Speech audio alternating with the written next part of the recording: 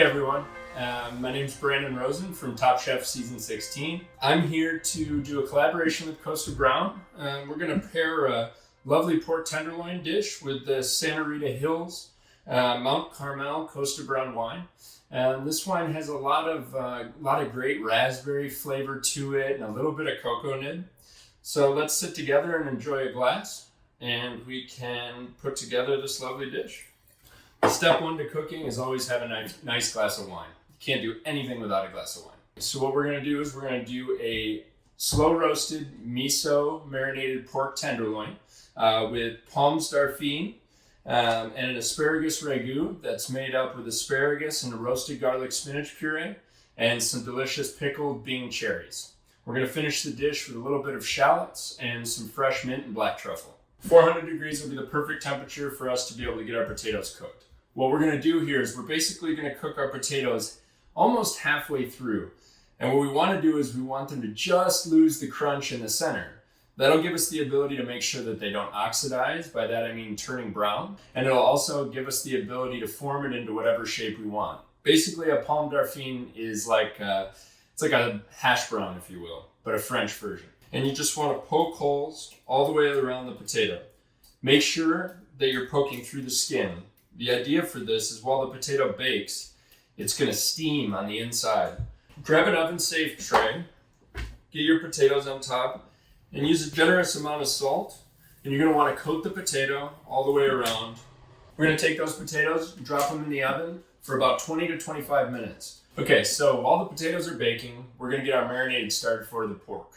The first step to the marinade is to grab yourself a small pot. It could be a 2-quart, 4-quart, just nothing too big. We're going to add in 1 cup of sake. Along with that, we're going to add in our chili flakes. We're going to take this sake and we're going to reduce it by 4/5. You can go ahead and put that on your stove on high heat, and we're going to bring that down till it's almost totally reduced. So your standard pork tenderloin is about 1 pound to 1.5 pounds. What we want to do is we want to start just by removing this excess fat. You're just going to lay it out. You can see nice and smooth. There's 2 little ends. Just stick your knife right underneath and then go ahead and pull it through the outside. So now we have our clean pork tenderloin.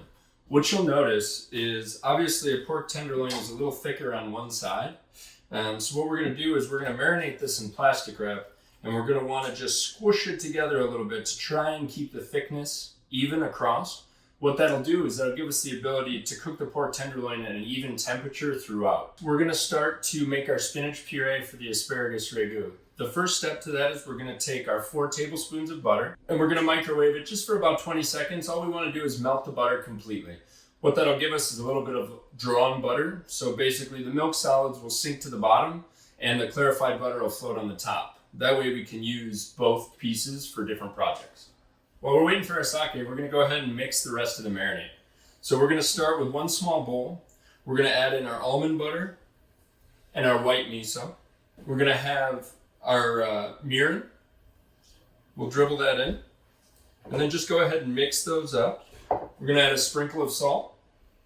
Everything that you season as you go through cooking, each step of the way, you want to make sure you season with salt. So from start to finish, when you add shallots to the pan, a little salt. When you add garlic to the pan, a little salt.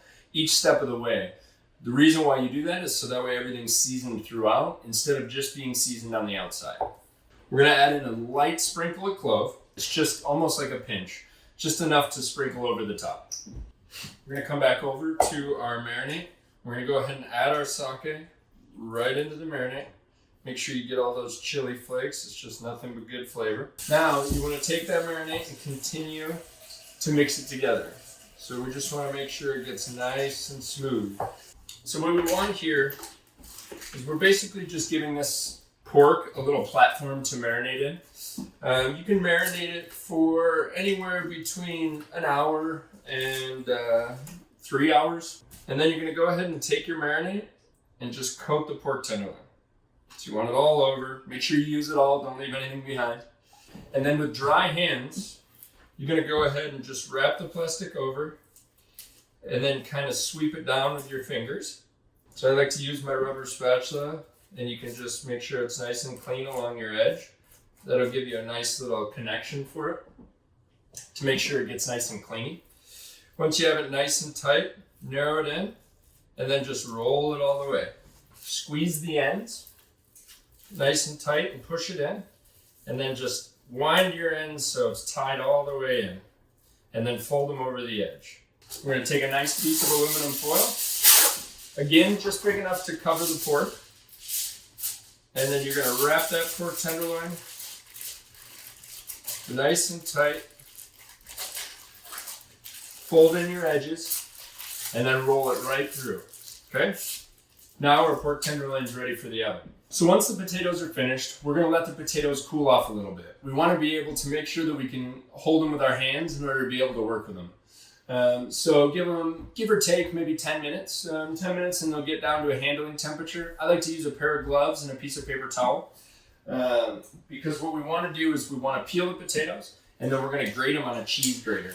Now that the oven's at 200 degrees, we're going to put our pork tenderloin in. The pork's going to cook for 1 hour and 10 minutes at 200 degrees on the middle rack in the oven. You want to make sure, remember to make sure that the fan on your oven is not on. You want to make sure that the wind's not blowing because that's going to keep a higher temperature. We want a nice low temperature. Anytime you start cooking a protein, it's ideal that it's at room temperature to make sure that it cooks evenly all the way through. The nice part about cooking pork this way is that you don't really have to babysit it. You can literally, as long as you make sure it's at room temperature, you can literally just set it and forget it. It's always good to have a meat thermometer on hand if you have one. If you do, you want to bring the pork to about 130 degrees Fahrenheit. That way by the time we sear it, it'll be at a nice mid-rare. If you want to cook it a little bit more, you can go up to about 140, 145. That'll be closer to medium. You can see our potatoes are cooked, but you'll notice they're really hard, which is great. What you're looking for is to make sure that the color is not bright white. If it's white, it means it needs to cook a little bit longer. So at this point, we're just going to take our potatoes and real quickly, you can either use a peeler. You can also actually sometimes just peel them, but it really depends on the potato. Okay, so we're going to grab ourselves a medium bowl. We're going to pull out our cheese grater. You want to use the largest section of the cheese grater. We want nice large pieces. That way the pomme d'arfine has a good texture to it. So you're going to go ahead and just grate it. Try and do long strokes. Honestly, a little secret amongst friends. If you don't have time to bake them in the oven, you can always take a little bit of a shortcut and you can microwave them for about 2 minutes to 2 minutes 20 seconds. Each potato alone after poking holes in it, and you'll get the exact same result. Now you can see what we have is our potato. You have these nice little shards of potato, nicely grated. That's perfect. That's exactly what we want.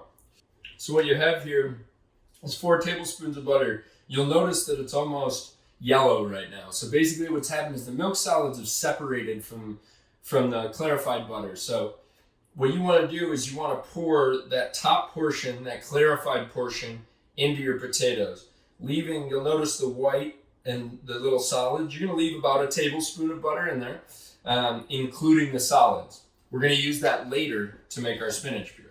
We're going to go ahead and sprinkle in our cornstarch. Make sure to give it a good heavy hand of salt and a nice, maybe 6 or 8 cracks of black pepper. And then you're going to go ahead and mix it all together. Okay. Make sure you're pushing it apart with your hands a little bit. You want to make sure that it stays nice and fluffy. I like to take a little piece of plastic wrap. Okay. You're going to go ahead and lay it over the top like so. Grab your nicely mixed potato. So go ahead and mash that in. Okay. Try and keep it square if you can. If you don't have a tray, you can also use a nice Tupperware container. Just a thin plastic square container is fine. You want the thickness of it to be about the thickness of your finger. And then go ahead and fold the plastic wrap over the edges. And then just go ahead and throw one nice piece of plastic wrap over the top. And then we're going to throw this in our freezer. We want to let this chill thoroughly all the way through. So give or take, depending on your freezer, I'd put it on the closest shelf to where the cool air comes out. Let it sit for about 30 minutes. An hour would be great. You know, as I taste this wine, I get a lot of fruity notes. It's obviously a Pinot Noir. It's grown in a very chilled climate for the area. It's got a lot of good fruity notes, some cocoa nib, Great flavors that'll pair really well with pork. The clove will match in there, the little smoke from the bacon. And then having these pickled cherries to finish the dish will be a beautiful accent to everything. At this point, our potatoes in the freezer, our pork's in the oven. We're going to start working on our spinach puree. So we're going to take a nice small pot. We're going to take the remainder of our clarified butter. Now we want to make sure to scrape out all those milk solids. So you'll see there's those little white chunks. We want to scrape all that out into the pan. Go ahead and take all of your garlic. Okay. Now the garlic you want to chop up nice and small, but it doesn't have to be perfect. So don't spend too much time on it. So mix your butter and your garlic together. Basically what's going to happen is while this butter starts to caramelize in the pan, you basically want to roast the garlic. And there's going to be a little bit of color that's going to develop on the pan. You want to make sure that you scrape that off so it doesn't burn. You want to keep it nice and golden brown. Basically what that is in the kitchen we call it developing a fond. So the flavor that builds up from caramelization on the base of the pan is that fond. The more you can scrape that off and utilize it in the flavors of whether it be stock or purees, it really helps to give any base food a little more extra dimension to it. While our garlic's starting to take off, I'm going to take a couple of our smaller shallots. We're going to slice them nice and thin. We're going to use it as a little garnish on the top. So we're going to get our few little slices. We have some fresh lemon juice here. Give it a little sprinkle of salt. Okay. And then we're going to go ahead and just mix that around a bit. Basically, this is just going to be a few little rounds to top off the dish to give it a little bit of that spice from raw onion and that great fresh lemon flavor. So you'll see the garlic and the butter starting to get a little foamy. That's exactly what we want. You'll also see that there's a little coat on the bottom of the pan. And basically what that is a lot of the juices that are coming out of the garlic have a little bit of sugar in it. That's going to start to stick to the bottom as the pan gets hot. And that's when we're going to start scraping. So basically what we're making here is a roasted garlic spinach puree. We're going to use this to coat our asparagus and bacon ragu. The reason for the potato in this puree is obviously something like spinach tends to be pretty watery. What we want to get a little more umami and a little more dimension to the puree itself, but we also really want the viscosity. So we're going to use a Yukon Gold potato. Yukon Golds versus russets tend to have a higher sugar content, so they'll give it a little more flavor. We basically want about the size of a little smaller than a baseball. Go ahead and cut it in half, and then you're just going to slice it really thin. You'll see some of the pieces of garlic are starting to caramelize. There's this really nice, fragrant toasted garlic flavor. Something that's really going to accentuate not only the spinach puree, but it'll give the dish as a whole a nice kind of roasted garlic component. We're going to go ahead and add our shallots as soon as the garlic starts to turn golden brown. We want to make sure that we stop the caramelization so it doesn't get too bitter. And we also want to give the shallots a little opportunity to sweat. So over at the pan, you see about half of the garlic has started to get caramelized. A light golden brown is as far as you really want to go with this. We don't want it to burn, and we don't want any of that bitter aftertaste in our puree. Okay, so now that our garlic is about 3/4 golden, we're going to go ahead and add our shallots. 3 medium-sized shallots, just roughly chopped. It doesn't have to be anything specific. Okay, and you want to just sweat that a little bit. Go ahead and add a pinch of salt. Go ahead and take all your sliced Yukon Gold potato and drop it in the pan. Add a pinch more salt. Again, like I said, seasoning in layers is key. So you're going to cover it with water, and we want to cook this on high. I'm going to go ahead and turn the heat all the way up. You want to cook it on high until all of the potato is cooked through. But also we want to make sure that there's no liquid at the end. The reason for that is because we're going to add all of the spinach into the pan, and we want that puree to be as tight as we can possibly get it. So we want to make sure there's as little liquid as possible. While the potatoes are continuing to cook, let's go ahead and continue with our prep. We have our bacon here. Basically, I just have 3 slices of bacon that I cut in half. We're going to do a nice small dice on that.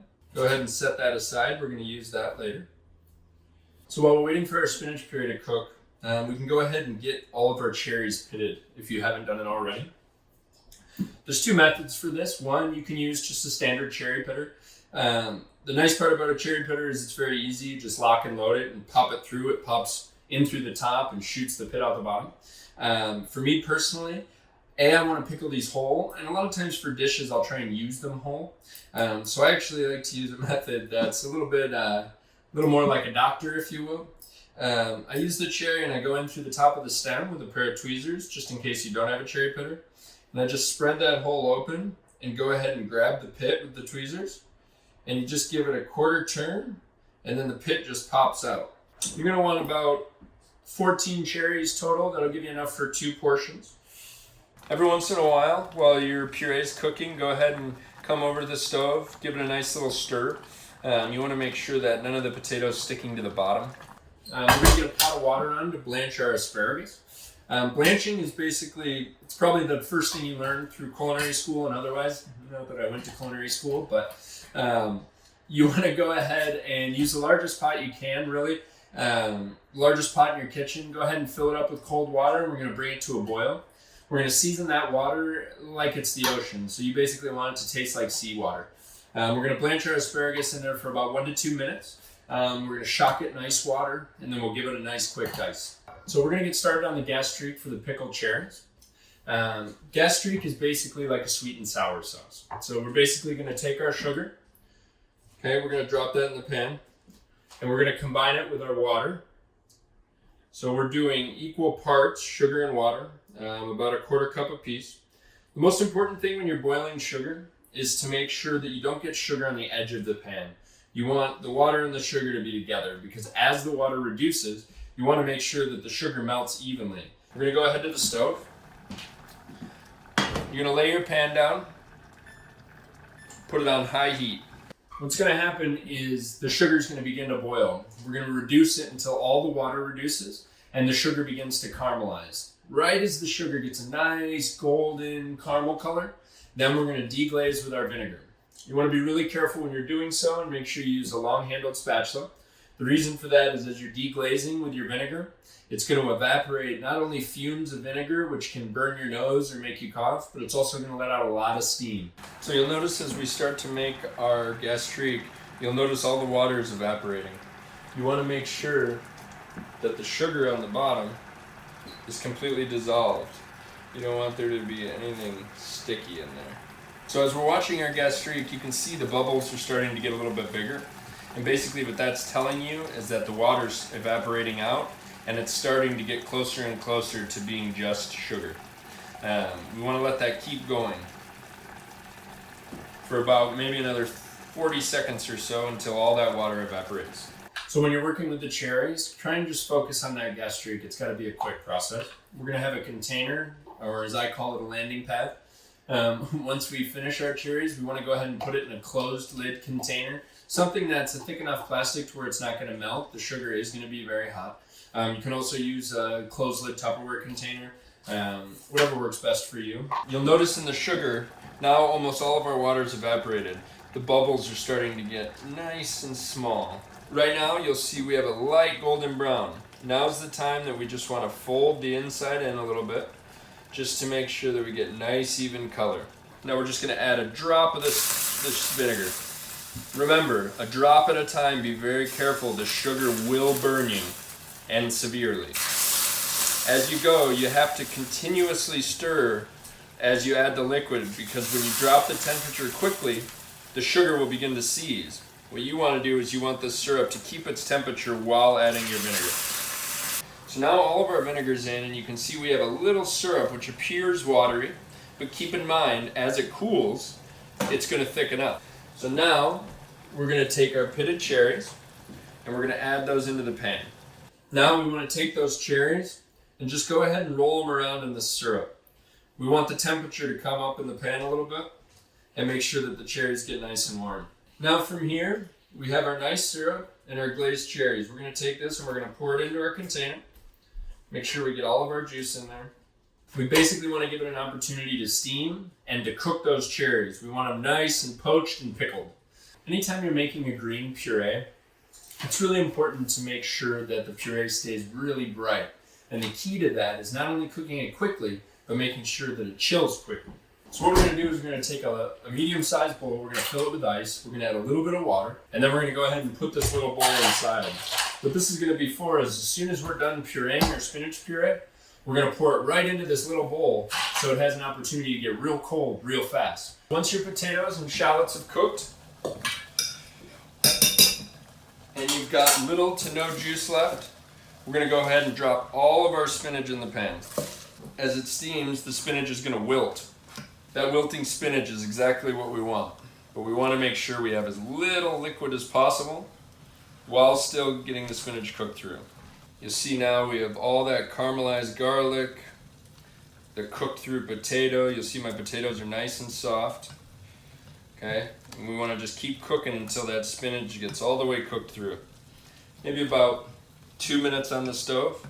So once you can get your spatula in and you can kind of smear the spinach on the bottom, that's when you know it's ready to go. So go ahead and bring your spinach pot over to your blender. Put everything in the pan inside of the blender. Go ahead and scrape it real nice and well. Make sure you get all that potato, all that juice. Go ahead and start it on low, and then you're going to go ahead and slowly turn it up to high. We're going to let that run for about a minute and a half. About halfway through pureeing, always make sure that you go ahead and stop it for a sec and just scrape everything down. You want to make sure it purees nice and evenly. Go ahead and pop it on for another minute, 45 seconds. Word to the wise, anytime you're waiting for something to blend, you can enjoy a nice sip of your Kosta Browne. Okay, so the spinach puree is done. You'll notice, it's steaming and hot, which is exactly what we want. You'll see if you look at the puree, it's very glossy. It's got a very smooth finish.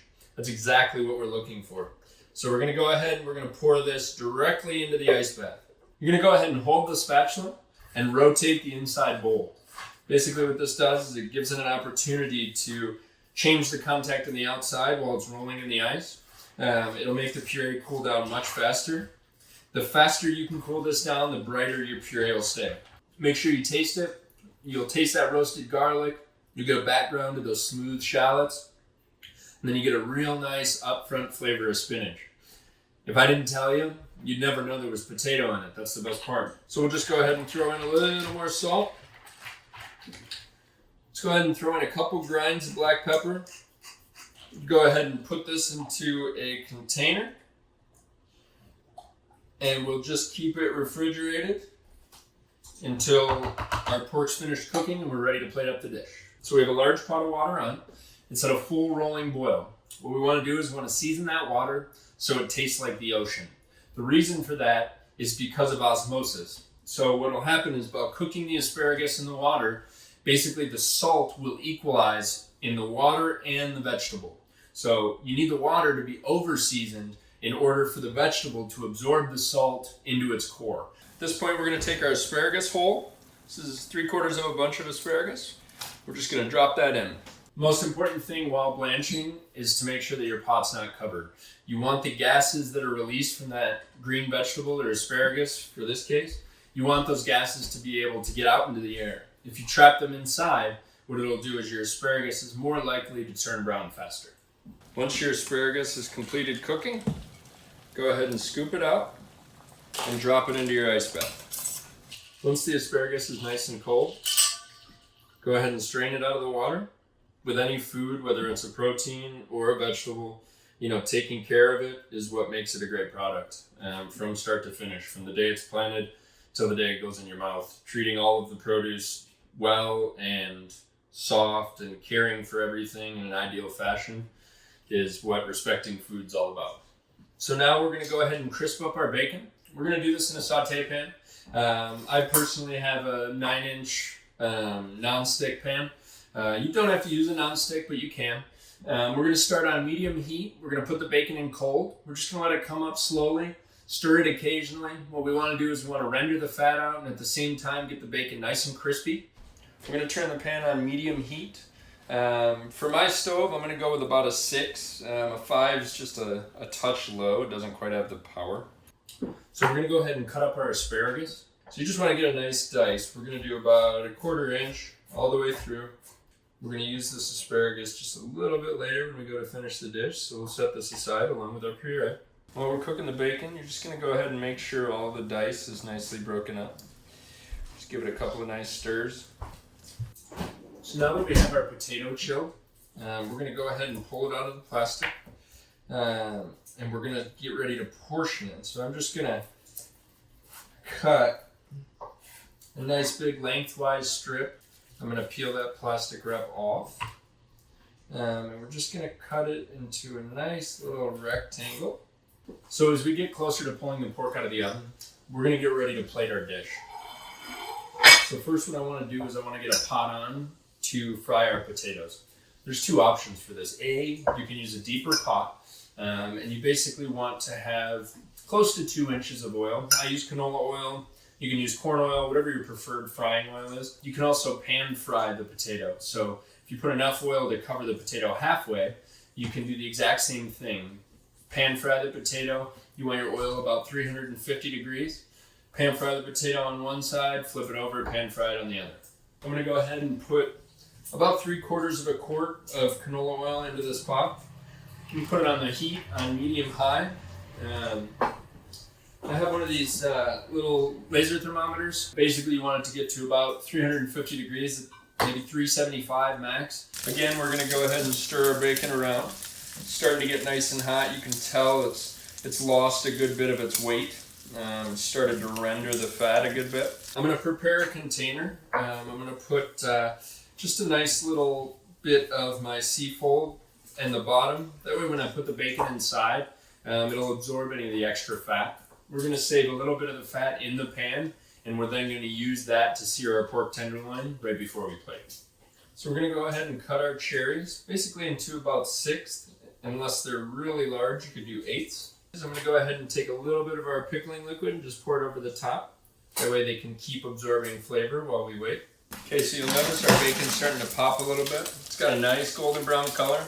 As I said, we don't want to go too far. I don't want it to be completely rendered because I really want some of that nice chew. I don't want it to be overly crunchy, if you will. So I'm going to grab a nice big spoon. I'm going to let the fat sink to the bottom. I'm just going to scoop out my nice crispy bacon. So we're going to reserve enough of this bacon fat inside of the pan. We're going to leave this in here. And as soon as our pork tenderloin's finished, when we go to pick up, we're going to sear the pork tenderloin inside of the pork fat. As we get ready to plate our dish, pork's about 5 minutes out. So that'll give us a little opportunity to get everything ready. We're going to take our asparagus. You basically want close to 2 parts, but more like 2 parts asparagus, 1 part bacon, maybe a touch more on the bacon, maybe 2 to 1.5, if you will. We're going to use our spinach puree, put a couple of nice dollops on there. Truffle pate is something that it's a great product to utilize in a lot of ways. I'm using this specifically because sometimes it's hard for the guests to get black truffles fresh. But for now, we're going to use this, which, as I said, is a great product. It's got good flavor, and it's very easily obtained. I'm going to set that aside, and we'll warm it right before we plate. I'm also going to add a little bit of water. So the timer's gone off for the pork. It's been 1 hour and 10 minutes. This pork loin was a little thicker, so I took it 1 hour and 10 from room temperature. Once the pork's out of the oven, still wrapped in its foil, we're going to go ahead and let it rest for about 10 to 15 minutes. Now we're going to open our foil, grab a small container, plastic container, little bowl, whatever's best for you. What we want to do is we want to reserve the marinade and cooking liquid, so that way we can use it to brush around our pork loin once it's been seared. So we're going to take our saute pan with bacon, with our bacon fat. We want to go ahead and warm it up to like medium heat. You don't want to go too hot. Keep in mind that this pork marinade has, it's got miso in it, it has almond butter, it has mirin. So there's a little bit of natural sugars that are inside of this marinade. So you want to make sure that when you do go to sear it, you don't want to sear it too hard and too fast, otherwise it's going to burn a little much. You do want, however, a little bit of charred crust on the outside of the pork. That's part of the flavor and it's part of the dish. So we're going to go ahead and take our pork tenderloin and just lightly kind of dry up any severe excess of that marinade just to make sure we can get a nice sear on it. Remember that when you're cooking pork like this, because we cooked at such a low temperature, what we're doing is we're slowly cooking all of the meat protein itself, and we're breaking it down. So what you end up with is this really nice, all one color, very juicy pork. Now, this is a comfortable mid-rare. It's a great temperature to eat pork tenderloin at. It won't dry out at all. It'll almost melt in your mouth. It's great flavor. It's pasteurized. Everything's really spot on. That's exactly what we want. Now, although it's been marinated, we want to make sure we get a real nice crust on the outside and a nice little salt finish to it. So we're just gently, very lightly going to coat the outside of this pork loin. We're going to come over to the stove and we're going to go ahead and drop our pork in. We're going to go ahead and check the temp. 413, which is a little high. We're going to pull the oil off, let it cool a touch. We're going to take our asparagus ragu. I'm going to add a touch of water to this ragu. We basically want to go a quarter turn each time as we cook this pork. I'm going to drop my potato into my oil to get a nice fry on it. Notice our pork is getting beautiful color all the way around. You want to make sure that you don't burn the pork, but you do want to have it. We want some nice dark caramelization. We want it to be a little more caramelized than normal. So for instance, just like this, we want to have a little bit of that burnt, charred, almost barbecued flavor to it. Okay, so once your pork's seared all the way around, we're going to take our cooking sauce, or cooking marinade, and just gently butter this pork tenderloin one more time. We're going to start off by saucing the rim. So as our nice crispy hash brown comes out, we're going to set it on a piece of paper towel. We want to finish it with a little salt. We're going to scoop up our ragu. Again, like I said, we want that nice and tight. We're going to top this with some pieces of our lovely gastrique pickled cherries. This is where our shallots will come in. We'll put a couple of nice pickled shallot rounds. We're going to set that right down on the plate. Now we are going to slice our pork. I personally like my pork to be nice and thin. Get some beautiful little slices, perfect mid-rare here. Not to toot my own horn, but I like to finish the pork with a bit of finishing salt. From here we will go directly onto our plate. We're going to finish this dish with one of my favorites. It's Bellwether Farms Creme Fraiche. Very great flavor, great dairy. Everything they do is really special. And then we're going to do a nice little quenelle. Guys, I'd like to thank all of you for joining us for this collaboration with Kosta Browne. We put together a wonderful dish today that pairs in just about every contrast of this beautiful 2018. And don't forget to check out the KB Kitchen Series and follow them on Instagram at Kosta Browne Winery. We look forward to seeing you next time. Cheers.